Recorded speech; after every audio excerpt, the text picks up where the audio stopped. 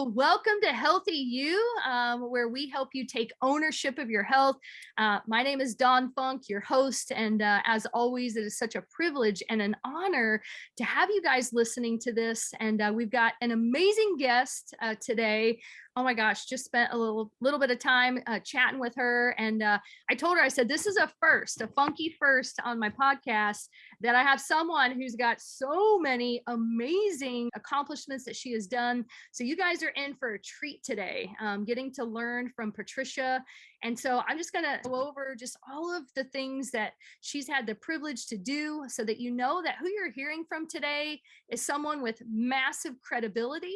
And we've got some great questions today. So I hope you have your journals. If you're at home listening to this, if you're driving, don't text and drive or save this to your notes, man. Go home later and listen to it a second time. That's the professor and me coming out. I think when we write things down, it cements in our brain a lot better. But Patricia Kolesa, and I hope, did I say your name right? Your last name? I forgot to ask you that, Patricia. Tell me. That's okay. It's say your last name.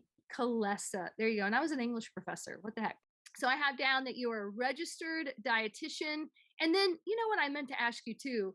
Before that, you have MS. Tell me what that stands for. Sorry. Yeah, that's perfectly fine, Dawn. So it's a Master of Science. I did a focus in Sports Nutrition and Entrepreneurship as my master's degree. Okay, perfect. So she's got an MS, an RDN. She's a clinical dietitian. She's based out of New Jersey. I already told her about my love for Carlo's Bakery.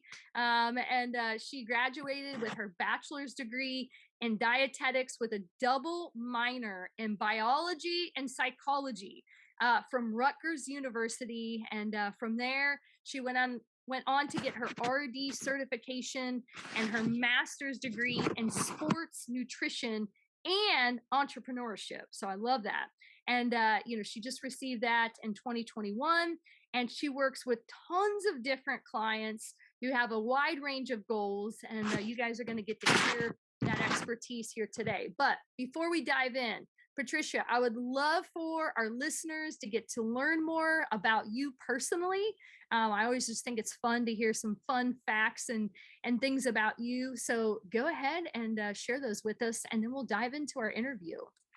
Yeah, absolutely. And thank you again for having me, Dawn. I really appreciate it. And I'm so excited to go into so many nutrition topics today. Growing up, I just felt like I was exposed to the health field from a young age because my parents were both teachers, and one of them was actually a gym and health teacher. So I was constantly being exposed to nutrition and exercise with doing 3 different sports and reading nutrition labels at home. So that's what eventually led me to discover that I wanted to be in healthcare for my career. And that turned into being a dietitian, which I didn't even know existed for the longest time as other people. And, outside of my work, you can probably find me reading a good book. You can find me going to the gym, someone who's very passionate about exercise. And also on the side, I'm actually learning Spanish, and I've been doing that since the start of the pandemic. So it's been really great to branch out into a lot of different hobbies since then. And that's been something I'm working on. So, there's a lot of, and that's been the really cool thing, is just, learning from different experiences and being able to just use those experiences towards my work, and what I do now. Yeah, that's awesome. Well, and ironically, my son is literally about to have a Zoom with his summer school gym teacher. So he's taking gym this summer. So he's doing a Zoom with his teacher here in a little bit. But that's awesome. And of course, as a former teacher myself, I love that you were raised in that, with that background and your parents. And man, I'm an avid reader too. I'm literally looking at my bookshelf. I have too many books for my bookshelf. So, and I just can't get rid of them. So I love that you're an avid reader as well. Well, thank you so much for sharing all of that. And so let's just dive right into your first question, or the first question that we've got for you today. So I know you have a lot of different passions, and we got to hear about some of your personal ones, but one of the things that you're passionate about, and I'm excited to learn from you about, is something called intuitive eating. And so I would love for you to just kind of first explain what that even means, and then just kind of give us, some great nuggets and wisdom related around that. So go ahead, Patricia. Yeah, absolutely, Dawn. So intuitive eating doesn't have a very definite definition yet because, as we talked about, it's so new and it's still being researched. But from what we understand, intuitive eating is sort of like a mindful, neutral approach to eating. So what that might mean is not necessarily focusing on this dieting perspective we've been taught for so many years, but to sort of approach foods with not so much good or bad, but being in the moment and thinking, okay, what am I in the mood for? And how can I incorporate different foods? And just having the reason people tend to use it now is to create a more relaxed approach to nutrition and eating perspectives. And it's been shown so far to have really good results because as we were talking about earlier, there's so many different people giving all these different kinds of advice, and it doesn't work for everybody. So to create an environment where people are more mindful and in the moment of how they're going to eat through their day is, a lot less stressful in comparison to your immediately restrictive dietary habits.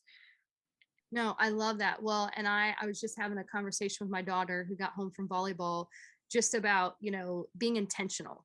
And, like her coach today just gave her kind of a comment that she didn't necessarily like. And I said, a way to fix that is when you go to practice every day, be intentional about fixing that behavior. And so when I think about intuitive eating, if I'm understanding it correctly, it's just about being more intentional, and maybe even is there planning involved in? So like going, okay, I know I'm going to be going to work every day this week. I know I'm going to be super busy. So for me, it makes sense to just have, whether it's a shake or, whatever, like have breakfast kind of thought out so that you don't pass like McDonald's and go, oh crap, I'm starving, I'll just pull into McDonald's. Like, so could you maybe elaborate a little bit more, maybe give maybe a specific example of one of your clients and kind of what that intuitive eating maybe looks like with them? Yeah, absolutely. So, as you had mentioned, I do work in a hospital. So, right now I'm with a lot of geriatric patients.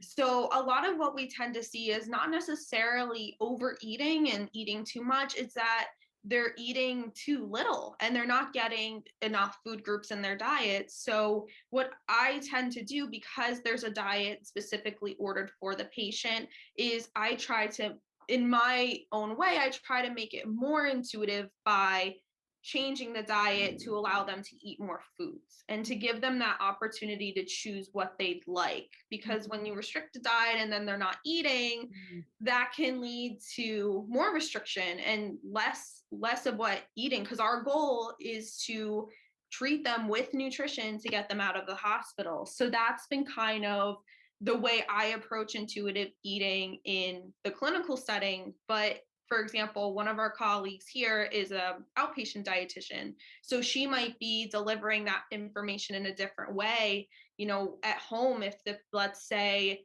they're not able to get access to fresh produce, for example, maybe changing that and saying, hey, maybe order canned fruits and vegetables, just so then they're still getting it, but it's a less stressful approach.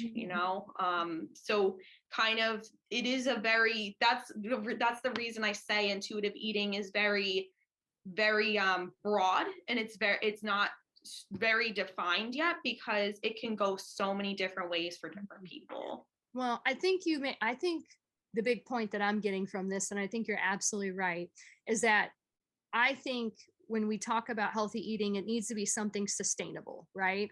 And so, when you are, let's say, you're doing a diet or whatever that says you must eat this and, this many calories and you can only have this for breakfast, like, to me, that's not sustainable, because again, if the person doesn't like what's on the menu, they're just not going to stick with it. So if I'm hearing you correctly, it's such a great point in that we need to find out what people like to eat and then figure out a way that they can work it into their menu options or whatever, so that they're eating things that they like, but also educating them on maybe ways to prepare it or eat it. So, for example, like if they like chicken, I would imagine you're like, okay, that's great, but let's not have it fried or go to McDonald's. Let's, you could grill it, or, is that kind of where you kind of step in and help people just make better choices with that?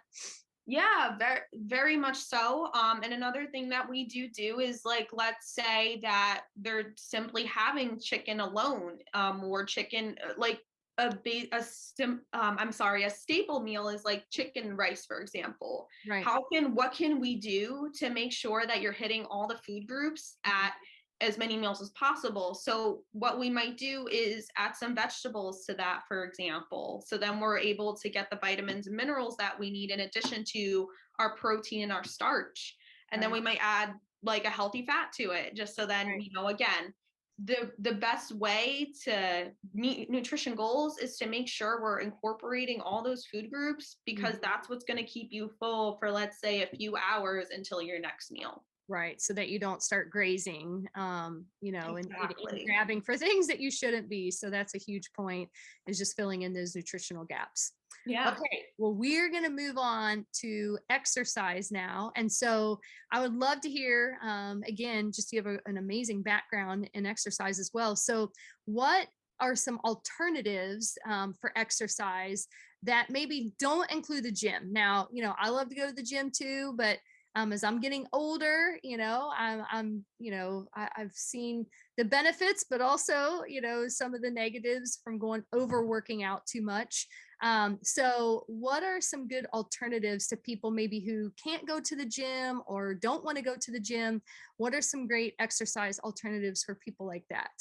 Oh, I love this topic. So, it definitely doesn't need to be the gym by any means. And that's becoming more evident now because we're so swamped, we're so busy, and, it's very hard for people to commit to that. And I totally get it.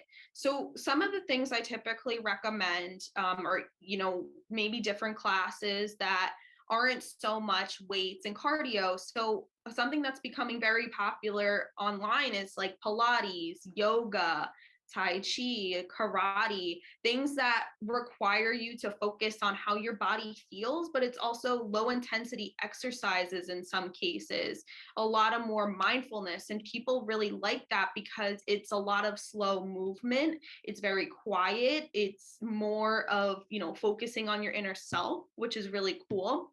And then a couple other ways that, I recommend exercises outside the gym is my sort of like, I would say, mindless exercises. So like, let's say like you, Dawn, you're working from home, trying to get up every half hour and walk around the house. If you have stairs available to you, walking up and down the stairs.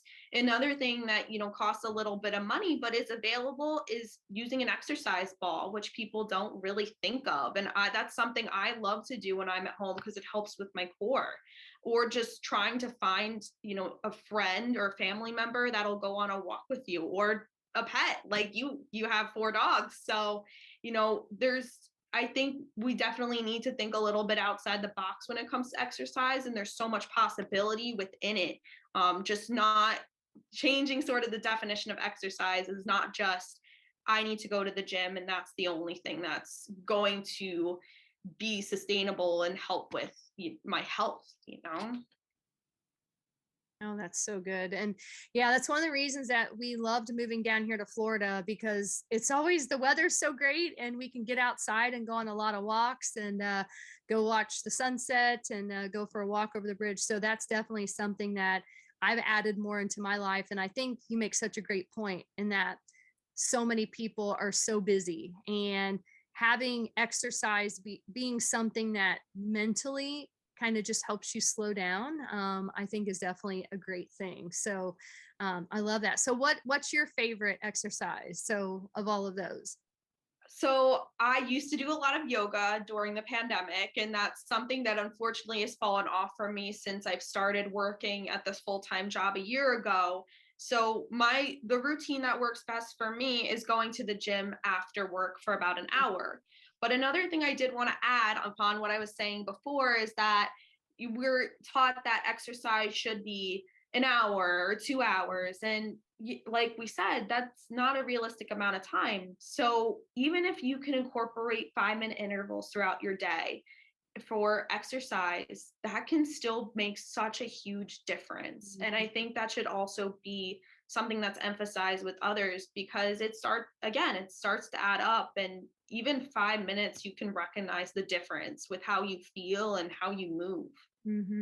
Yeah. And there also, I don't know what your thoughts are on this, but I'm a big believer in even just grounding to help with that stress reduction, and just going outside barefoot, just connecting with nature can be, again, something very simple, but also has great health benefits too. So I Yeah. love.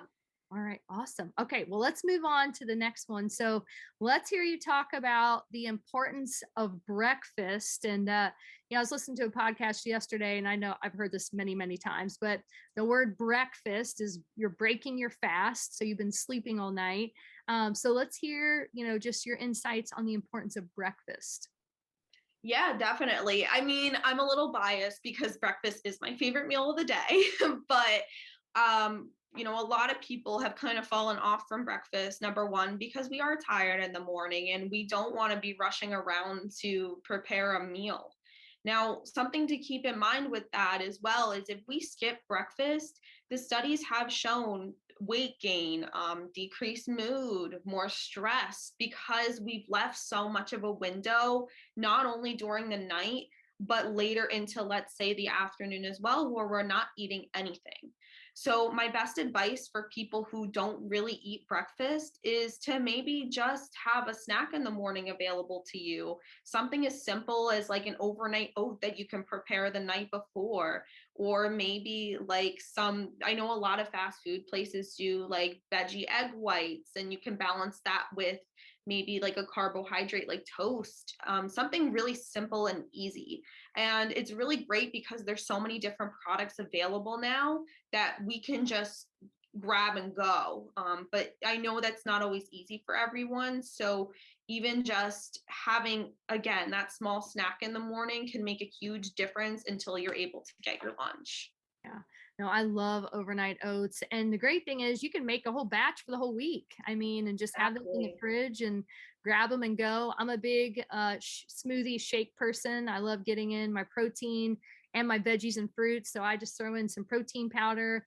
And then I love doing kale or spinach. And then I cut up a green apple, throw in some cinnamon and some almond milk or coconut milk, and I've got just an awesome breakfast in the morning. So it just keeps life simple too. So that's great. All right. So I love this too. You talked about how weight loss doesn't always equate to health. And so I would love for you to elaborate on that, and just what do you mean by that, and give us some insight on that. Yeah, definitely. It's still a very controversial topic, just first and foremost, because we are often taught that people losing weight is healthy, but we can't say that in all cases, because in my experience, of course, I've mentioned that I've worked with many clients, but specifically weight loss surgery. I've also worked with, these hospitalized patients. And when we see very quick weight loss in a short amount of time, that typically turns into diseases or people getting sick very quickly, because most of the time this weight loss also comes with again restricting certain foods, over exercising, lots more stress. So we like to see as dietitians that the weight loss is done, short, like small amounts per week in a longer period of time, because then we see the long-term results and not so much weight regain, which is like a whole nother topic in itself. But that's kind of where I personally stand with the weight loss at the moment. Yeah. Well, and it just makes sense. I mean, I work with people who are looking for weight loss as well. And I always remind them, I'm like, okay, how long did it take you to put on the extra 20 pounds? I mean, it took years, right? So, I mean, for you to think that you're just going to lose it in, 30 days just isn't healthy. So just having that perspective of how long the weight got packed on. But, no, Yep, absolutely. And another thing to add to that is weight loss isn't for everybody. Again, we're often right. taught that everybody should be losing weight and that the there's the BMI and a lot of different things going into that, but we also, I think, as a society need to learn that health can look differently on everybody, because I know this sounds kind of cheesy, but like I've seen 90-year-olds come in here who would be considered obese that are just as healthy as, let's say, someone who's underweight and younger. So we really can't use weight loss as an indicator for health. Yeah. Okay. And so I'm just curious. So what do you think, in your opinion, are some of those indicators of health? Like what do you guys look at then?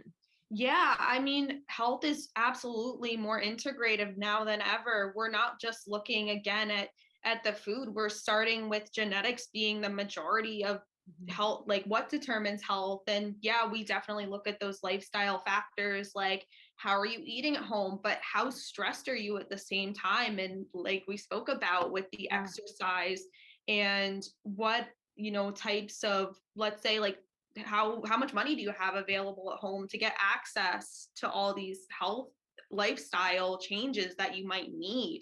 So it's something that's definitely being talked about a lot more, but in some cases we need to create a more patient-centered, client-centered approach with that to make these changes more sustainable. Right.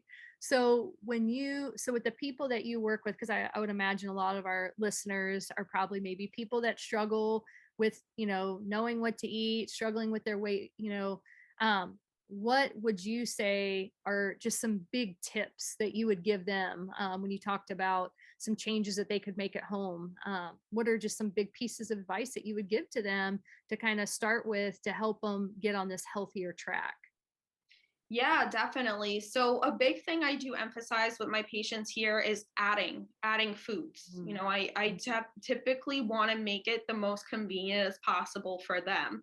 So I'm not going to ask you to restrict your favorite foods, but we're going to see, for example, I had mac and cheese for lunch today. I'm not ashamed of that because it's one of my favorite foods. Right. So asking, the patient, what can you do to create a dish that's balanced? Yeah. So what I did personally was I added broccoli to it, and then I had, let's say, a protein on the side. So I'm hitting all those food groups. Good. But also being able to have the meal that I enjoy. Yes. Because again, in this case, it's very specific because they're geriatric patients, the elderly. So they don't want to hear that you are telling them, oh, don't eat, don't eat what your favorite food is now, because they're a lot older. So just being mindful of that perspective and being able to tell them, hey, you can still eat this, but consider having A, B, and C is a lot better, more relieving and satisfying to them. No, I love that. And we haven't even talked about this, but ironically, I am in the process of opening up a cookie cottage down here by the beach in Navarre. So even though I'm super into health and wellness, I also make these really amazing cookies.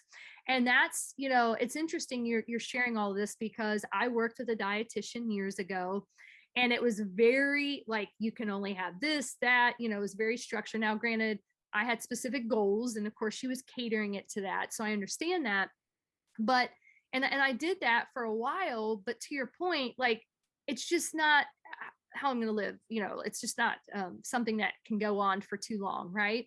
And so I've learned in my 11 years in the wellness business, to your point, like, it's just not sustainable if we tell people you can't have this, you can't have that. And so that's my whole approach now too, is like, hey, 80-20 living, you can have the cookie, but you got to make sure that over here you're making better choices, so that way you don't carry the guilt. I love that you said that you have no guilt over having the mac and cheese today. It's like, yeah, eat the daggone mac and cheese.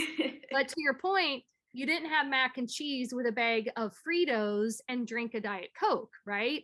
So instead, you're having the mac and cheese, but then the other 80% is you're having broccoli, right? You're probably having water. You're making some other healthier choices with the thing that you enjoy to have. So I think that's, again, I think that's more like people can just have a better relationship with food when things like that are presented. So I love that.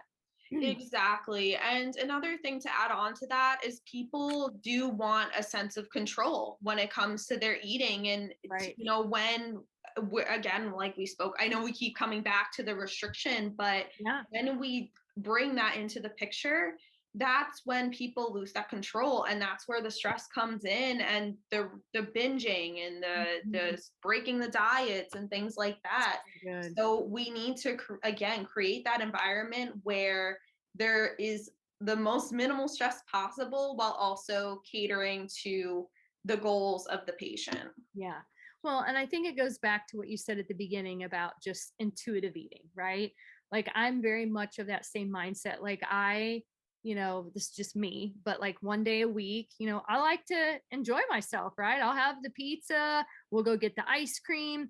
I don't beat myself up for it because I know that the next day and that following week, like the other 6 days, I'm really on track. And so again, it's just having that intuition, you know what I mean, of knowing like, hey, I can have what I want, but I also have to just have some common sense when it comes to, making good choices. I can't eat what I want at every meal every day of the week and expect to live healthy, I guess, if that makes sense. Absolutely. It's definitely having a neutral perspective when it comes to food and knowing, hey, I can have this available to me. This is available, but also, when we have that perspective, that helps us to have more balanced meals throughout the week and move on to the next thing, because no one is going to eat 50 cookies, let's say you're restricting that, because eventually you're going to get tired of it. But if you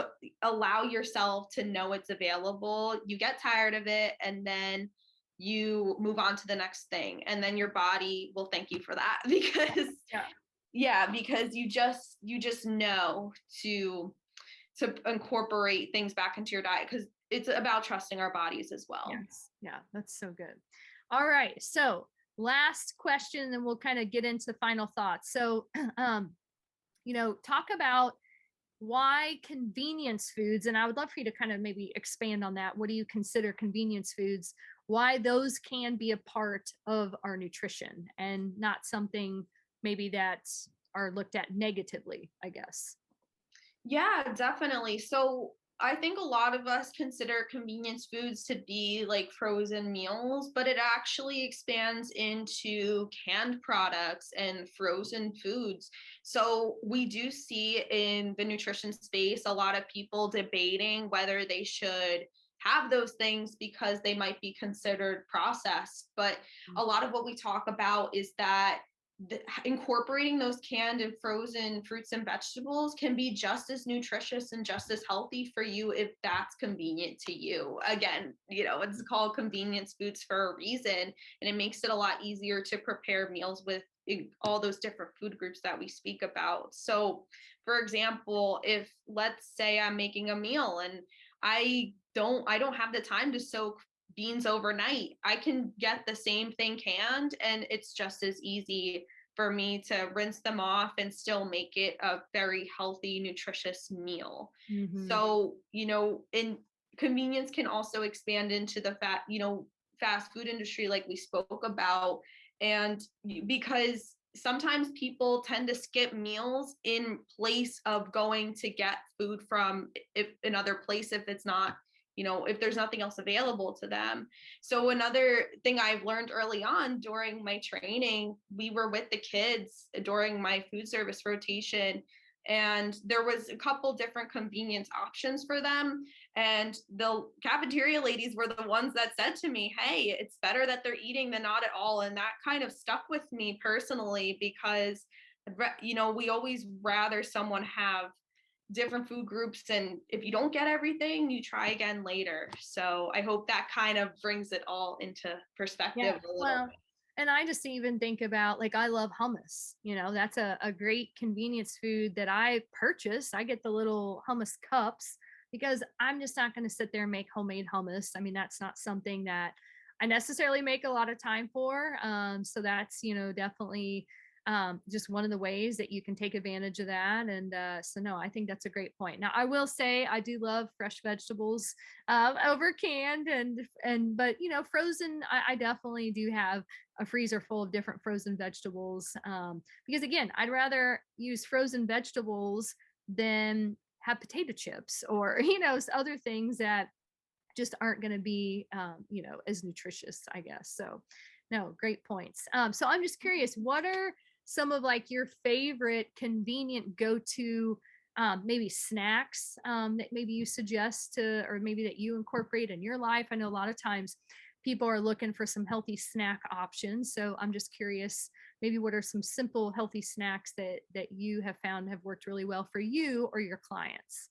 Yeah, so hummus and vegetables is definitely something that I've had before, but a couple other things are having I'm like a huge fan of cheese. So I always do, before I go to the gym, I'll sometimes do like sliced mozzarella cheese with crackers and a fruit on the side, just so then I have some energy before I go work out. And then we do keep protein bars available at home, just as like a grab and go sort of thing with the fruit.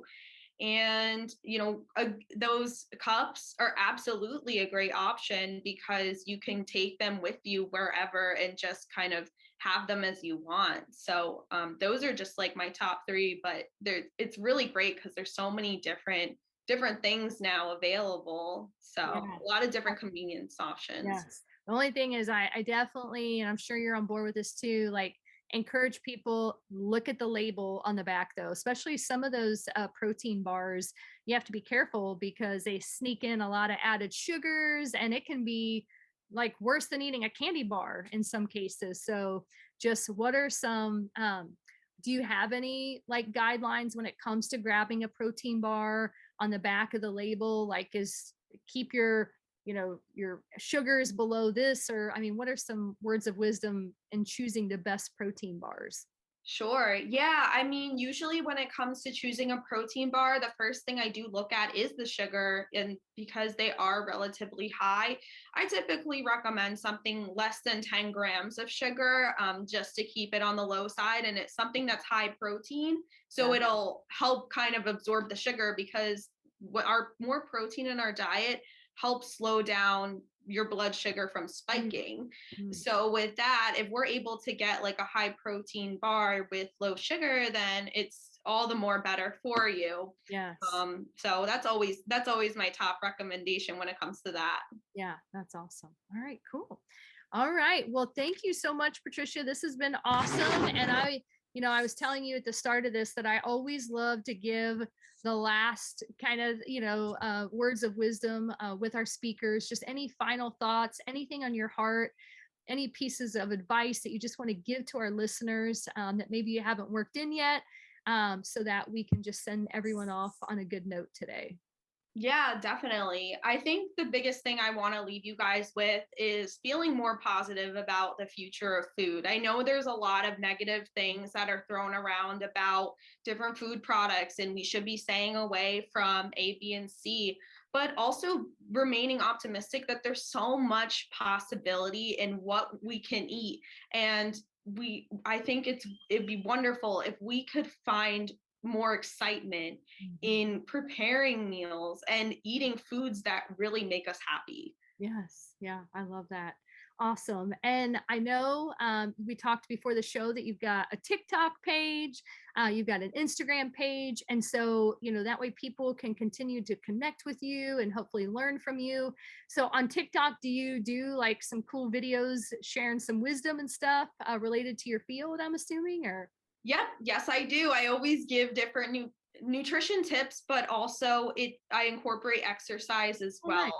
nice. I try to touch on nutrition myths there as well. Yeah. Oh, that's perfect. All right. Well, awesome. Well, I know we're going to get them in the show notes, but if you want to just mention them real quick now too, so if someone's listening, they can maybe go check it out for themselves. If that would be great. So yeah. So tell us what are the TikTok and the Instagram ways to find you?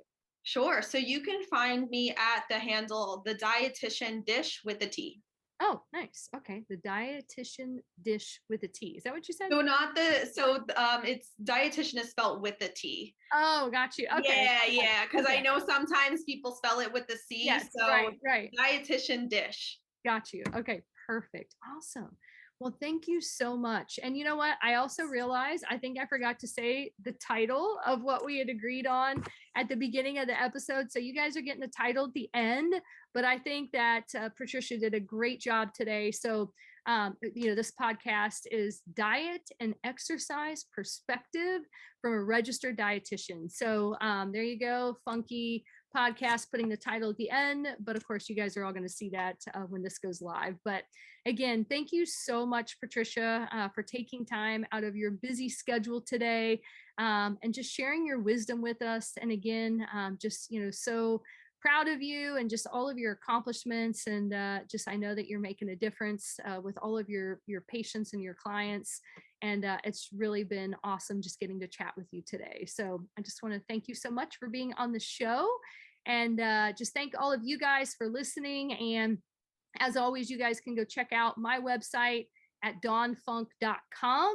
And I've got some just different resources, including how you can access all of the episodes of the HealthyU podcast. You can do that on my website. I've also got some recipes and a blog and other things that I hope will add value to you. So thank you guys so much. Thank you again, Patricia. You were amazing today, and just appreciate all of you guys listening.